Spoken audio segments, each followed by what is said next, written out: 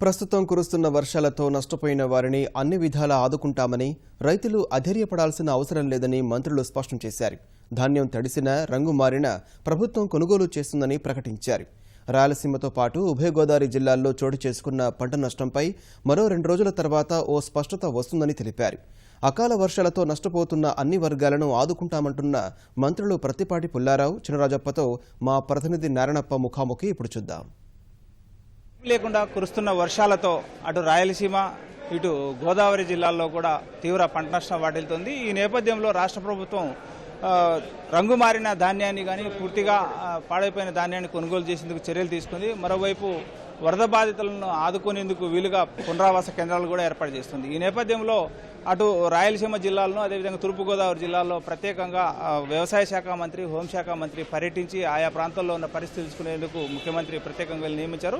ఇప్పుడు మన దగ్గర వ్యవసాయ శాఖ మంత్రి అదేవిధంగా హోంశాఖ మంత్రి ఉన్నారు. వారిని అడిగి మరిన్ని వివరాలు తెలుసుకుందాం. సార్, ఇప్పటి వరకు ఈ రాయలసీమతో పాటు మనకు నెల్లూరు అదేవిధంగా తూర్పుగోదావరి జిల్లాలో కూడా భారీ నష్టం వాటిల్తుంది. ఎంత మేర నష్టం వాటిల్తుంది?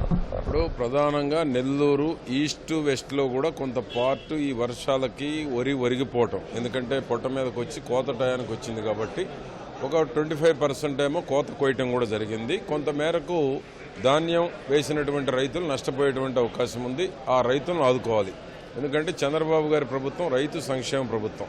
కష్టాల్లో ఉన్నప్పుడు, ఇటువంటి భారీ వర్షాలు వచ్చినప్పుడు, విపత్తులు వచ్చినప్పుడు చంద్రబాబు గారి ప్రభుత్వం ఎప్పుడు కూడా రైతుకు అండగా ఉంటుంది, పేదలకు అండగా ఉంటుంది. దానిలో భాగంగానే ముఖ్యమంత్రి గారు స్పష్టంగా చెప్పారు, కేంద్ర ప్రభుత్వానికి లేఖ రాద్దాం, ఈరోజు తడిసిన ధాన్యం కూడా కొనుగోలు చేయాలి, ఎఫ్సిఐ ద్వారా కేంద్ర ప్రభుత్వాన్ని తడిసిన ధాన్యం, రంగు మారిన ధాన్యం కూడా కొనుగోలు చేయాలి అనేటువంటి దాని మీద ఒక లేఖ రాద్దామని కూడా ముఖ్యమంత్రి గారు స్పష్టంగా టెలికాన్ఫరెన్స్లో చెప్పారు. కనుక ఈ వర్షాలకి ఎక్కడైతే నెల్లూరు కానీ, ఈస్ట్ వెస్ట్లో కానీ, కృష్ణాలో కానీ, గుంటూరులో కానీ ఎక్కడైతే ధాన్యం దెబ్బతింటుందో అవన్నీ కూడా ప్రభుత్వం కొనుగోలు చేసేటువంటి విధంగా కేంద్ర ప్రభుత్వాన్ని కూడా మేము రిక్వెస్ట్ చేస్తాం. రాష్ట్ర ప్రభుత్వం కూడా రైతులను ఆదుకోవాలి కాబట్టి తప్పకుండా ఈ తడిసిన ధాన్యానికి రైతులను ఆదుకుంటాం కొనుగోలు చేసి.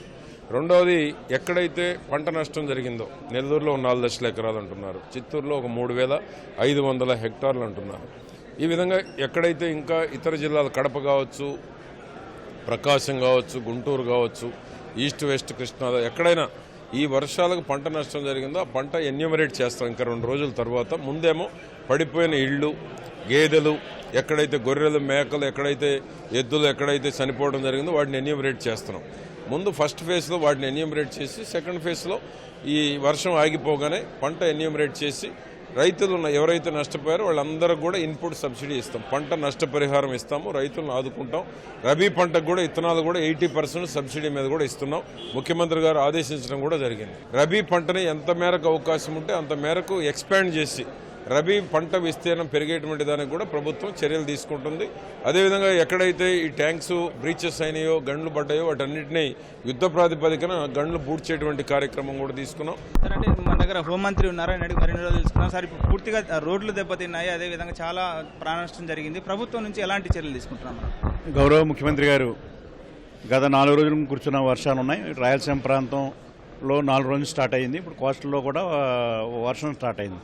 ఈ 4 రోజుల నుంచి కూడా చూసిన తర్వాత అధికారులందరూ కూడా ఆదేశాలు ఇచ్చి, అధికారులు కానీ మంత్రులు కానీ మీరు ఇమీడియట్గా వెళ్ళాలని చెప్పి ఆదేశాలు ఇవ్వడం జరిగింది.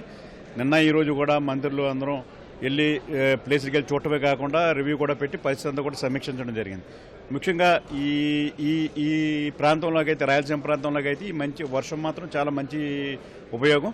గ్రౌండ్ వాటర్ లెవెల్ కూడా పెరుగుతుంది. మంచి చెరువులన్నీ నింపుకుని రేపొద్దున పంట పండుకోవడం కాకుండా, కోస్టల్లో అయితే పూర్తిగా పంట మీద ఉన్నాయి, పంట కోసేరు, అలాగే చేలు మీద ఉన్నాయి, కొంచెం నష్టం కలుగుతుంది. ధాన్యం కూడా కొనుగోలు చేయడానికి హరి ప్రభుత్వం అన్ని చర్యలు తీసుకున్నది.